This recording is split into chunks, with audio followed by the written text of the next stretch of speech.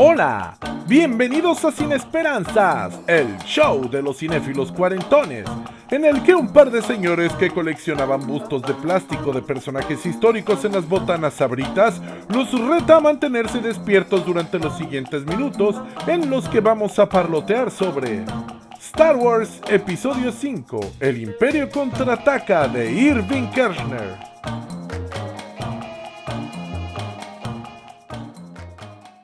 Bienvenidos sean una vez más. Estamos aquí reunidos para celebrar una vez más nuestro gusto por el cine y especialmente por la Guerra de las Galaxias en esta serie de especiales que ya llevamos 7 con son 7 especiales con y el día de hoy toca hablar de la película de Star Wars que más me gusta, mi favorita de todos los tiempos. Yo sé que es debatible sobre si es la mejor o no, yo sé que cada quien tiene su película favorita, pero esta es mi favorita de Star Wars, es El Imperio Contraataca, The Empire Strikes Back. Es una película de 1981, me parece, no, 1980, perdón, se estrenó en 1980 y es secuela de la película La Guerra de las Galaxias, que George Lucas estrenaría en 1977. En esta película, que es la segunda película filmada, pero la quinta en la cronología del universo de la Guerra de las Galaxias, George Lucas plantea una serie de tópicos que van a marcar para siempre toda la saga de películas de Star Wars, las 9 películas y los spin-offs y toda la serie del universo expandido. Son una serie de elementos que van a decirnos el tono que va a tener la saga y más o menos cuáles van a ser los enemigos a vencer en todas estas películas. El Imperio Contraataca fue sumamente criticado durante su época de estreno, como ya parece ser una tradición en las películas de Star Wars, de ser recibidas con mucho hate, con muchos haters, pero hoy por hoy es considerada una de las mejores, insisto, para mí es la mejor. El reparto original regresa, Mark Hamill en el papel de Luke Skywalker, eh, Harrison Ford en el papel de Han Solo, Carrie Fisher en el papel de la princesa Leia, Anthony Daniels en el papel de Citripio, David Prowse como el actor que encarna a Darth Vader. Por supuesto, tenemos a Peter Mayhew como Chewbacca.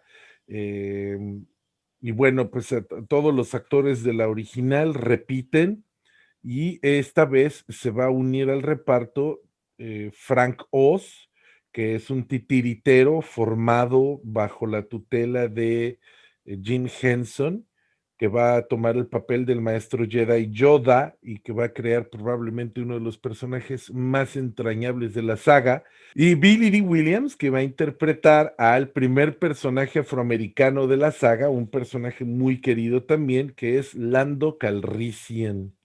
Pues fíjense que cuando George Lucas hizo Star Wars, lo he dicho siempre, él pensó que iba a ser una película que probablemente no iba a tener mucho éxito, que probablemente iba, pues con suerte, a quedar tablas. Era un proyecto muy personal, pero al que le tuvo mucha fe, no de éxito, pero sí, sí tuvo fe en que pues, por lo menos saliera a tablas, tanto así que en una movida que es considerada una de las movidas más inteligentes en la historia del cine, cambió algunos puntos de su salario como director a cambio de tener el control de la parafernalia y de del merchandising de la película, lo que resultaría sumamente lucrativo porque vendió tantos juguetes que incluso hubo juguetes que no estaban fabricados y ya estaban vendidos. La gente compraba cartones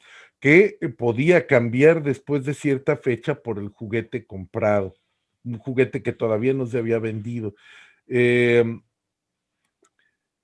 Tan es así que se escribió una novela que se llama Splinter of the Mind's Eye, escrita por Alan Dean Foster, que serviría a manera de secuela. Incluso fue escrita tomando en cuenta todos los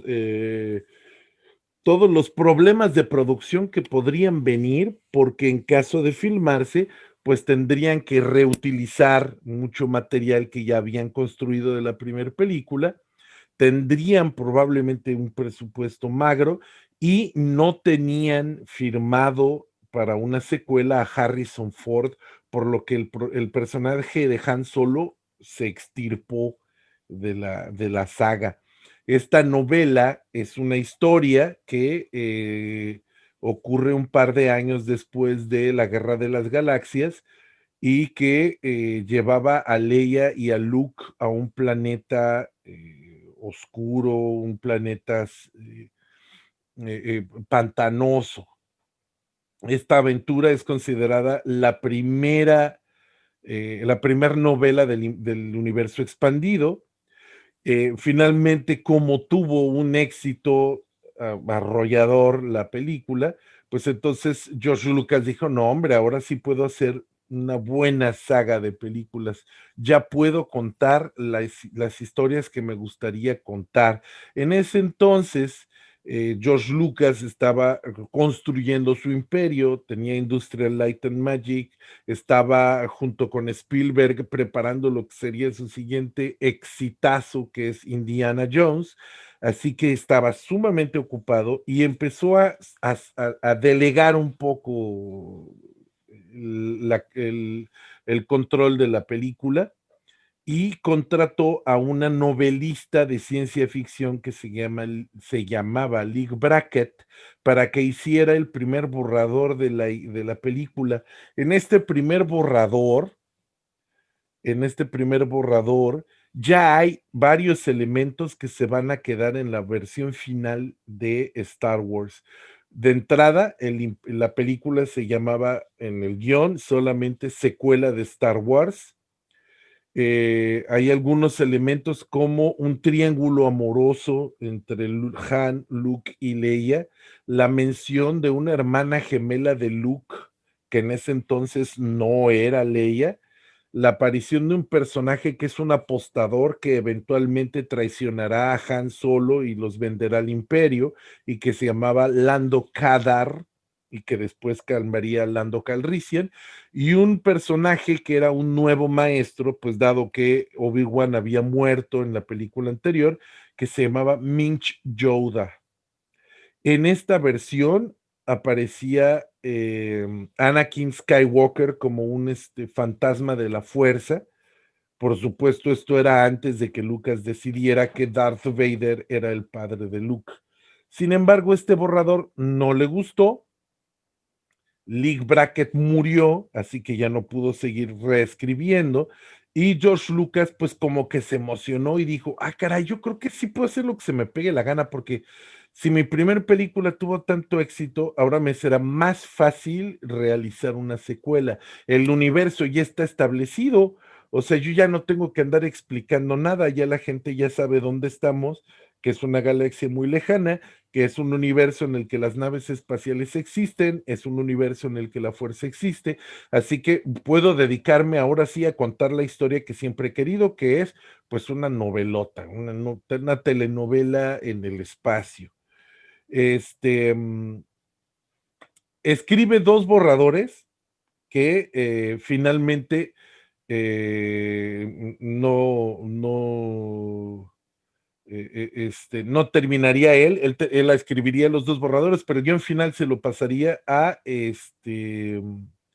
al escritor Lawrence Kasdan, al guionista Lawrence Kasdan, que es el que le había escrito el guión de su primer película de Indiana Jones en busca del arca perdida, y otra vez retomando el trabajo de Joseph Campbell y del héroe de las mil caras, más o menos construye un nuevo viaje para Luke Skywalker. Incluso, incluso tenían preparado por ahí un plan B en caso de que Mark Hamill no apareciera en las películas, en caso de que Mark Hamill se muriera, incluso pensaron en hacer una versión en la que Luke Skywalker estuviera muerto. De ahí surgió la escena del Wampa, de criatura de las nieves que se come o que intenta comerse a Luke. Y bueno, pues el guión poco a poco va tomando forma hasta que finalmente empieza el rodaje. Esta vez no va a dirigir George Lucas, porque ya está agobiado por el trabajo de ser el director de su empresa Lucasfilms, de su nuevo estudio que está construyendo, de Industrial Light and Magic, y además de producir la película de El Imperio Contraataca. Así que le pide a su maestro, Irving Kershner, un maestro que tuvo en la Universidad de California, para que tomara su lugar como director, lo que me parece la movida más inteligente en la historia de esta saga, porque finalmente, aunque Irving Kershner no estaba familiarizado con las películas de acción y con películas de este tipo de género, él hacía películas más dramáticas, era un director que tenía muchísima más experiencia o que tenía muchísimo más talento en la dirección actoral y en la dirección como tal. Sigue siendo una película de producción, es decir, George Lucas tenía finalmente la decisión final en todo lo creativo, pero delegó responsabilidades. El Imperio Contraataca es una película muy diferente a la primera. Es muy diferente en el sentido de que la primera era más como un cuento de hadas y esta segunda es más como el principio de una tragicomedia, o más bien es una tragicomedia para Luke, es un viaje del héroe, es un viaje iniciático, más bien lo que quiero decir, es la entrada de Luke a un mundo más grande, a un mundo en el que él tiene que un mundo en el que él tiene que tomar el toro por los cuernos, en el que por fin ya no es solamente un niño idealista, sino que tiene que convertirse en un hombre, en un adulto y enfrentar al padre, que es probablemente la prueba más difícil en el camino de iniciático eh, de cualquier personaje místico. Pero también la película nos muestra el incipiente, no, perdón, no es, no, me retomo la idea, no es incipiente, nos muestra cuando el romance que se da entre la princesa Leia y Harrison Ford, que es el ladronzuelo, el pillo, Han Solo, y nos muestra también el inmenso poder que tiene el imperio, que no habíamos visto, porque en la película original vimos la estación espacial gigantesca, pero no entendíamos el nivel de, de poder que tiene el imperio en toda la galaxia. Es la primera vez que vemos al emperador y que nos hablan del emperador y que entendemos que el emperador es un ser que es tan poderoso que el mismo Darth Vader, que es esta figura antagónica que aprendimos a admirar en la primera película, incluso Darth Vader se arrodilla ante él. Y también vemos este conflicto filosófico entre eh, entre lo que desea el corazón y lo que se necesita hacer por el bien de la humanidad. Y veo yo que la película plantea una serie de problemas éticos y morales muy interesantes a Luke. El primero es, Luke desea ser un caballero Jedi, desea ser un héroe, pero ese deseo de ser un héroe, ese deseo de estarse viendo siempre en el futuro, siempre pensando en cómo van a ser las cosas, no le permite entender lo que está ocurriendo a su alrededor, que es algo que le dice su maestro Yoda en una de las escenas más interesantes de la película.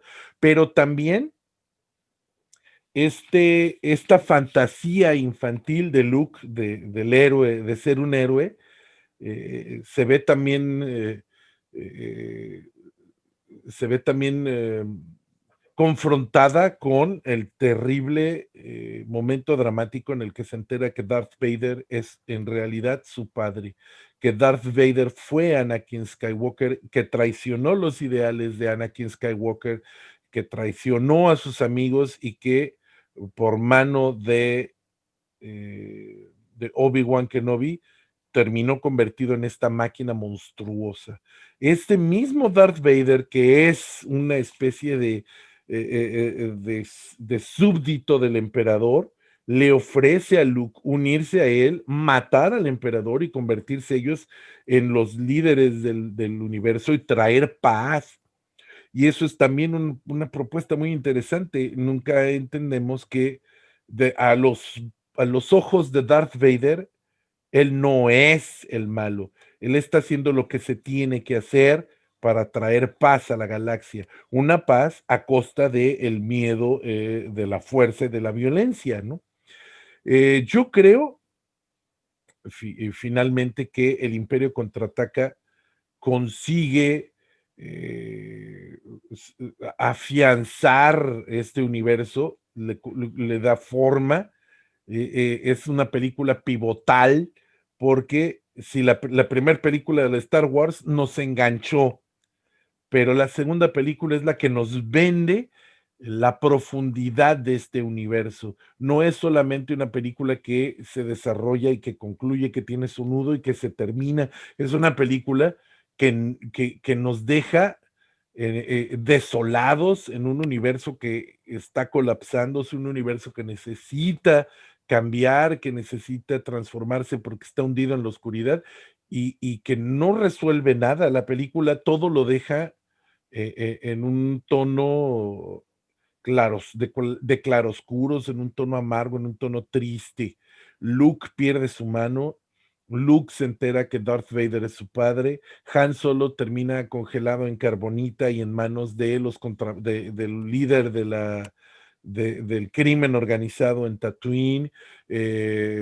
Lando pierde todo lo que tenía su mina y todo lo que esto significa. Eh, Leia se encuentra derrotada con una rebelión que está dispersa y que el día del enfrentamiento final se hace cada vez más próximo y además enamorada de este hombre tan complicado y que le es arrebatado en el momento en el que se declaran finalmente su amor. Creo que es por mucho mi película favorita, ya lo había mencionado, y que además es un poderoso ariete que impulsó al resto de la trilogía a convertirse en lo que se convirtió y que nos llevó, por supuesto, de la mano para el desenlace que implicaría la última película. Y también es la primera que tiene el título de episodio 5, que tiene un subtítulo, El Imperio Contraataca, y que antecedió al reestreno del año siguiente de la película Star Wars, ahora con el subtítulo Una Nueva Esperanza, episodio 4. Fernando, ¿tú qué tienes que decir al respecto? Hola Paquito, hola amigos. Yo coincido en un 100% con tus comentarios. Es una película pivote, es la película en donde el héroe entra a un mundo mucho más grande, mucho más amplio y mucho más profundo de lo que antes había entrado, ¿no? La primera película, como bien dices, es un cuento de hadas. En lo personal, mi favorita es el episodio 4, A New Hope, porque la siento como más artesanal, un poquito más... me pasa un poco como con El Padrino. Hay muchos fans del Padrino que dicen que la segunda es la mejor. Y sí, hay muchos elementos en la segunda película del Padrino que la hacen la mejor, ¿no? O sea, toda esta cuestión con su hermano, toda esta cuestión de este hombre que se volvió un asesino frío, ¿no? O sea, y no solo eso, los valores de producción, la fotografía, la factura del Padrino 2 es muy superior a la primera. Sin embargo, el Padrino 1 es mi favorita de la saga porque también la siento como más artesanal. Se nota que resolvieron muchas cosas con muy poco dinero, y lo mismo me pasa con Star Wars Episodio 4, A New Hope. Se nota que hay muchas cosas resueltas a base de ingenio, a base de creatividad. Entonces, en ese sentido, es la que más me llega, es la que, digamos, la que más disfruto ver, pero estoy de acuerdo contigo en cuanto a que pues el Imperio Contraataca lleva la franquicia, sin lugar a dudas, lleva la saga a un nivel superior y en todos los sentidos, en el sentido dramático. Es la película, como bien me decías tú una vez que platicamos, es la película que avanza la trama, es la película que nos lleva de un punto A un punto B, que nos va llevando a lo largo de este viaje que tiene Luke, primero en el planeta Dagobah con Yoda. Toda esta presentación del personaje de Yoda es súper interesante, súper, pues yo le llamaría pues como mística, en el sentido de que vamos descubriendo a este personaje que incluso se comunica también con Obi-Wan Kenobi a través de, pues como una especie de telepatía, que Obi-Wan convence a Yoda de entrenar a Luke, que Luke después se enfrenta, como bien dices, se enfrenta al padre primero en esta cueva donde tiene esta especie de alucinación en donde le corta la cabeza a Darth Vader para después verse a sí mismo adentro del casco de Darth Vader. Eso ya nos da un pequeño indicio de lo que viene más adelante. Después, este final oscuro que nos mencionas, definitivamente, como bien dices, es desolador. Termina la película en una nota triste, en una nota amarga, y eso le da profundidad, le da gravitas al drama, nos hace sentir que las acciones tienen consecuencias, que, que sí te pueden cortar la mano, que sí te pueden congelar y llevarte a Tatooine, al palacio de Jabba. O sea, te hacen sentir que sí hay peligro verdadero. No todo es color de rosa. Hay verdaderas fuerzas oscuras dentro de la galaxia que sí pueden dañar a los héroes o incluso matarlos o dejarlos sin nada, como a Lando Calrissian. Este, y a Luke, pues le cortan la mano, y como bien dices, se entera de que en efecto Darth Vader mató a Anakin Skywalker, pero no en el sentido de que fueran dos personas, dos Jedi, uno que se volvió malo y mató al otro, sino que todo sucedió en la mente de una misma persona, y eso se me hace interesantísimo, que en efecto Darth Vader mató a Anakin Skywalker, pero lo mató de manera psicológica. Es decir, fue una lucha interna en la cual ganó el lado oscuro.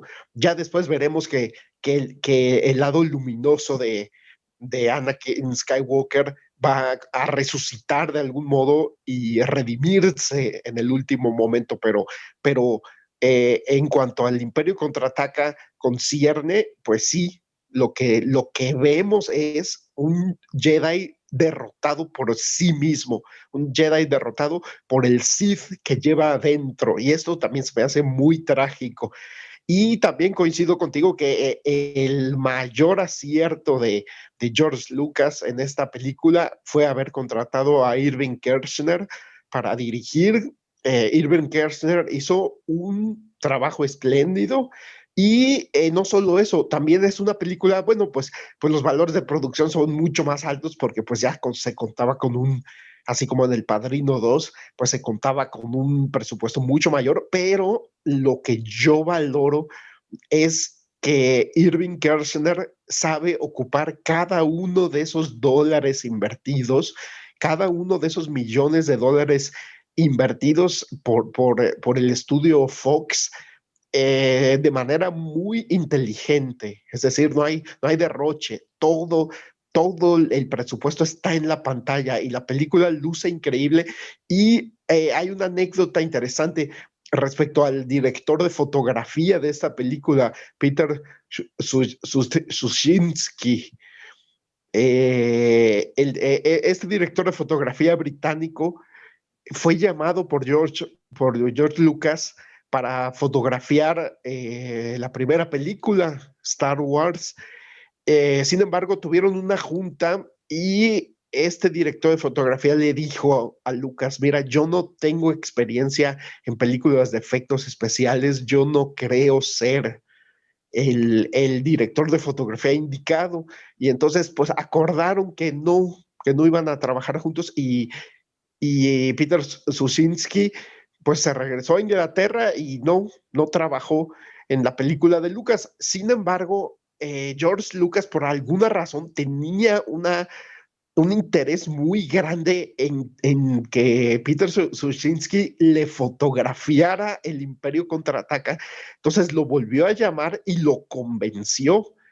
Y en esta ocasión el director de fotografía británico sí trabajó en la película y porque George Lucas le dijo, mira, eso de que no tienes experiencia con películas de efectos especiales no es ningún problema. Aquí tú poco a poco vas a ir agarrándole la onda. Y sí, y resultó que sí. Entonces, bueno, esta anécdota me parece interesante porque este director de fotografía trabajaría con David Cronenberg después en varias películas y hay una entrevista de David Cronenberg que alguna vez vi en la que Cronenberg dice, de las tres películas, la única que luce bien es el Imperio Contraataca. O sea, es la única que estéticamente, en cuanto a fotografía, tiene valores estéticos, artísticos importantes. Esa es la opinión de Cronenberg y pues me parece interesante esta anécdota porque gracias a haber trabajado en el Imperio Contraataca fue que pasó después a trabajar con David Cronenberg y entonces su carrera pues se catapultó de algún modo. Y entonces por donde quiera que veas el Imperio Contraataca, estoy totalmente de acuerdo contigo en que pues es de algún modo la mejor película. Es decir, mi favorita es A New Hope por esta cuestión que le veo como artesanal y como que le veo la chispa juvenil de George Lucas, le veo pues más que nada eso, la chispa, el encanto. eh, pero El Imperio Contraataca, estoy de acuerdo contigo, es una película mucho más madura, mucho más profunda, mucho más oscura, mucho mejor filmada, mucho mejor fotografiada, donde, como decía yo hace rato, las acciones tienen consecuencias y pueden tener consecuencias muy graves. Y sí, yo considero que es la mejor película de toda la saga. Es la en donde realmente el universo y la trama avanzan y se crea este universo, bueno, ya estaba creado, pero se termina de construir. Todos estos ladrillos que no veíamos en la primera película, ya los vemos en la segunda, ya vemos esta galaxia, como bien dices, dominada por un imperio, vemos el alcance que tiene el imperio y vemos por primera vez al emperador. Vemos como Darth Vader se arrodilla ante él, y no solo eso, sino que me parece muy interesante que Darth Vader quiera derrocar a Palpatine y quiera gobernar la galaxia con su hijo. O sea, me llama mucho la atención la escena en la que Vader le dice al emperador, si puedo, si logro convertir a Luke Skywalker al lado oscuro de la fuerza, sería un gran aliado. Y el emperador le contesta, sería un gran, en inglés la palabra es asset. Sería en español, híjole, no sé cuál sería la palabra adecuada, sería como un gran objeto o un gran... no, Darth Vader habla de que sería un gran aliado y el emperador lo reduce a un gran... Sería una gran herramienta, casi, casi. Una gran herramienta de la cual podemos hacer uso. Pero no estamos hablando de aliado, estamos hablando de casi, casi como de una cosa, de un objeto. Pero no, después vemos que Vader sí tiene toda la intención de gobernar la galaxia con su hijo. Es decir, le cortó la mano y todo, pero tiene toda la intención de hacer equipo con su hijo. Y nada más un apunte. No, lo que Darth Vader le ofrece a Luke no es traer paz a la galaxia, sino orden. La palabra que ocupa es orden. Entonces, eso me parece muy interesante, ¿no? O sea, no me importa, como bien dices, no me importa que sea a base de violencia y a base de sometimiento, pero juntos podemos traer orden a la galaxia, y eso me parece muy interesante. Creo que esa es la esencia del lado oscuro. El lado oscuro no es que sean malos malotes. No es que quieran, no es que quieran hacerle un mal a la gente, es que ellos se creen los héroes, ellos creen que a través del miedo y de la tiranía pueden traer orden, y para ellos ese es como su máximo valor. Siento que es, como decía Joseph Campbell, es Darth Vader alguien que se pasó al lado intelectual, extremadamente intelectual de la vida, del pensamiento, ¿no? O sea, lo que importa es el orden, punto. No hay matices.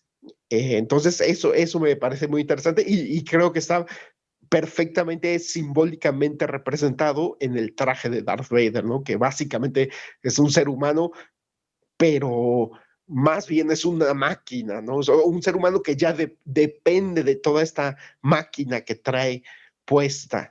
Y como decía Joseph Campbell, esta máquina representa a la máquina del sistema, la máquina del imperio, la máquina de pues sí, este sistema totalitario que gobierna la galaxia. Y pues bueno, ya me extendí demasiado, y esas serían mis reflexiones sobre el Imperio Contraataca. Tienes razón, tienes razón. El que habla de paz es el emperador en la siguiente película. En la siguiente película el emperador dice, y habrá paz. Tienes razón, Darth Vader dice orden, y es un apunte bastante importante. Fíjate que una de las secuencias de acción que más me gustan de Star Wars, de toda la saga, es la secuencia de la persecución en el cinturón de asteroides. Y fíjate que me parece muy interesante porque cuando salió Los Últimos Jedi, que viene a ser el episodio 8, una de las cosas que más critican es que toda la flota de naves que los viene persiguiendo no los puede alcanzar y pero nadie se quejó de que toda la flota del Imperio está persiguiendo el halcón milenario y no lo pueden alcanzar. Es interesante cómo el punto de vista cambia cuando una película es considerada ya un clásico. Pero a mí me gusta mucho esa persecución, me gusta mucho que Darth Vader es caótico, Darth Vader es una fuerza imparable de destrucción. Entonces, cuando llegan al cinturón de asteroides, su estrategia es pues métanse y síganlos. Oiga, híjole, pero es que nos va a destruir toda la flota. A mí yo no pregunté quién tiene que morirse para que esa nave esté en mi alcance. Incluso hay una secuencia muy divertida en la que él está con los hologramas de todos los almirantes y de repente uno de ellos voltea y hace ¡ah! Y se desaparece de que un asteroide destruyó un Star Destroyer. Y me parece que es una secuencia interesantísima, sumamente difícil de lograr tecnológicamente, todas las naves moviéndose entre los asteroides y, y es impresionante como una chatarra como el halcón milenario, que se ve todo viejo, que se ve todo desgastado y además que tiene una forma tan rara, tan poco aerodinámica, pero como te convence, te logra convencer de cómo se desplaza entre todos los asteroides y te emocionas de cómo se esconde aquí y allá y se mete una cueva y ahí se esconde y no lo pueden encontrar. Y ves todos estos, las naves del imperio que explotan y que chocan contra los asteroides y ves este inmenso Star Destroyer, el Super Star Destroyer de Darth Vader, que es más grande que los Star Destroyers que ya son gigantescos, ¿no?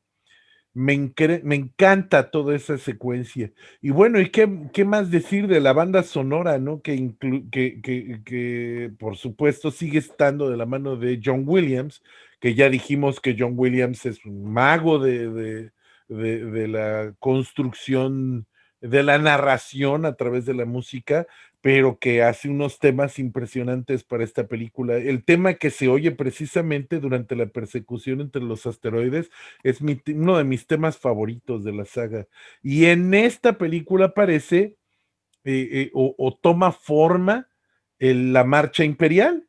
No estoy seguro, pero me parece que en la primera película no aparece, pero si aparece, es en esta película en donde toma ese cariz final en el que se convierte realmente en el tema de Darth Vader.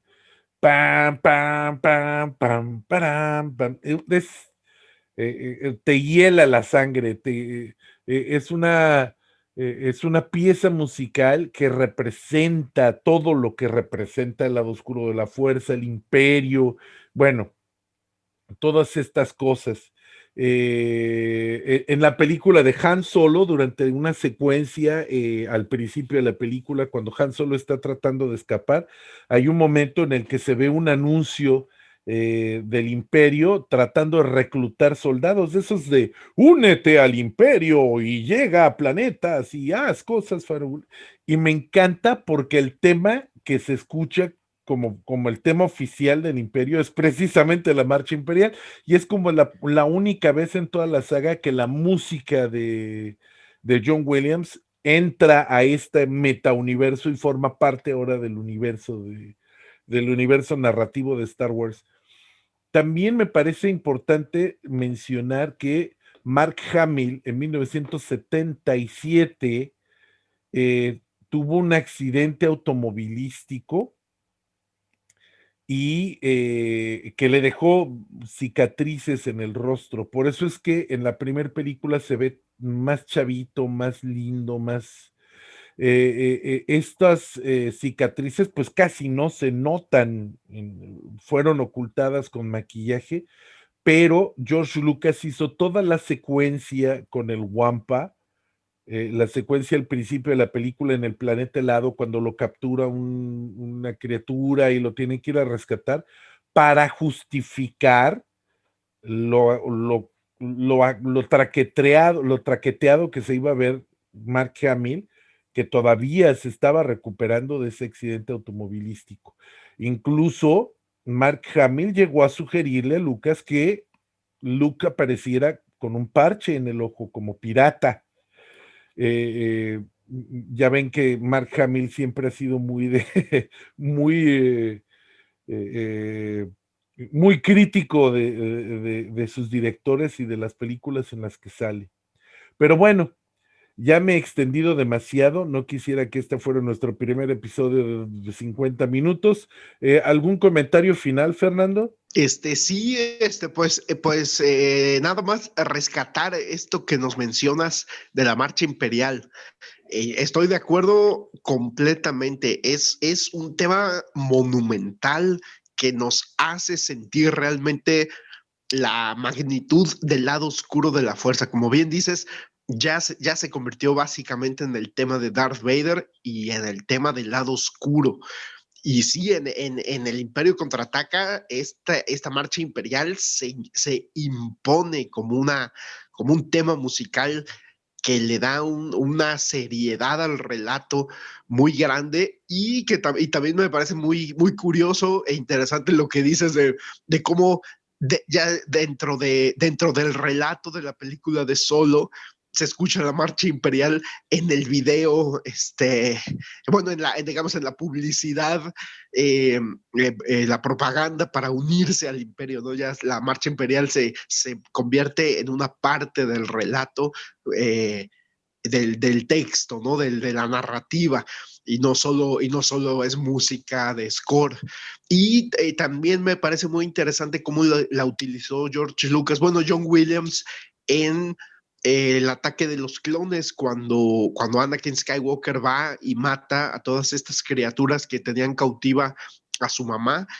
Hay una toma muy cerrada de su rostro, donde vemos su mirada, vemos sus ojos completamente llenos de odio, y se escucha muy lento, muy levemente en el fondo, en el score, en la música, las primeras notas de la marcha imperial. Entonces, para mí fue también otro momento en el que se usó este tema muy interesante, porque ya nos están diciendo, Darth Vader está apareciendo, este lado oscuro que quiere surgir dentro de Anakin Skywalker ya está emergiendo, y eso lo logran con unas cuantas notas musicales que nosotros ya tenemos súper bien identificadas con el Imperio y con Darth Vader. Pero bueno, esos son, digamos que esa sería mi comentario final, Paquito. Sí, bueno, pues les agradecemos muchísimo que nos hayan seguido. Ya tenemos bastantes episodios en línea y más que están por venir. Agradecemos mucho a Carolina, por supuesto, como lo hago siempre, que me permite estar aquí con ustedes, porque si ella no me diera permiso, ustedes no tendrían este podcast. Le agradezco a Fernando, que siempre está aquí con nosotros apoyándonos. Y haciendo de este programa lo que es, y a todos los sospechosos comunes, a Herman también que nos hace los insertos, y a todos los que nos siguen en las redes, en nuestras diferentes redes. Tenemos Facebook, tenemos YouTube. Les agradecemos mucho que nos hayan seguido todo este año, y bueno, pues el próximo año vamos a estar bueno, para ustedes ya empezó el próximo año porque este programa es grabado, pero tenemos muchas cosas preparadas para el 2021. Les agradecemos mucho su atención y nos estamos viendo por este mismo canal. Hasta la próxima. Esto fue Sin Esperanzas, el show de los cinéfilos cuarentones, con Fernando Zepping y Paquito Rodríguez. Puedes escucharnos en nuestra página de Facebook y nuestro canal de YouTube.